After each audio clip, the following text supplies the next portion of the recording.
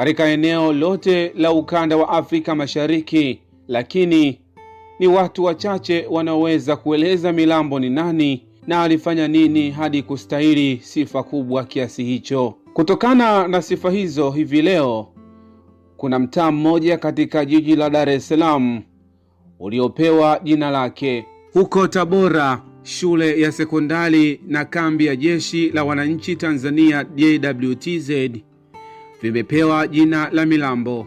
Kumbukumbu kama hizo zinaashiria kwamba Milambo alikuwa mtu maarufu. Mtemi Milambo alizaliwa kwenye miaka ya 1840 katika tawala ndogo za Nkune katika eneo la Unyamwezi mkoani Tabora, Tanzania. Baba yake alikuwa Mtemi Kasanda wa Uoya katika wilaya ya sasa ya Urambo.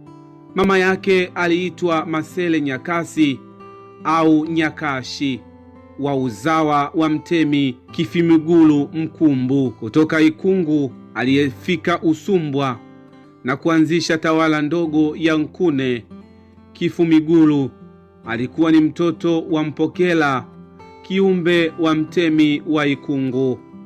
Milambo mwenyewe alizaliwa Nkune, kwani Nyakasi alikuwa na mimba, na kwa sababu ilikuwa ni mimba ya kwanza, alirudi kwa wazazi wake kwenda kujifungua.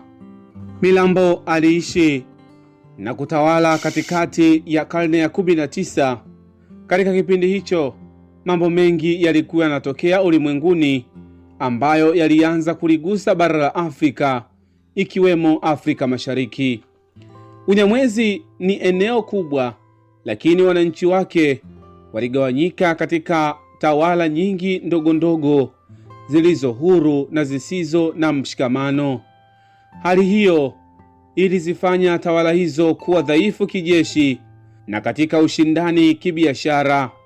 Biashara kubwa ya wakati huo ilikuwa ni pembe za tembo, watumwa na shaba. Milambo alikuwa mkatili na kuvumilia utovu wa nidhamu na wananchi kwa ujumla.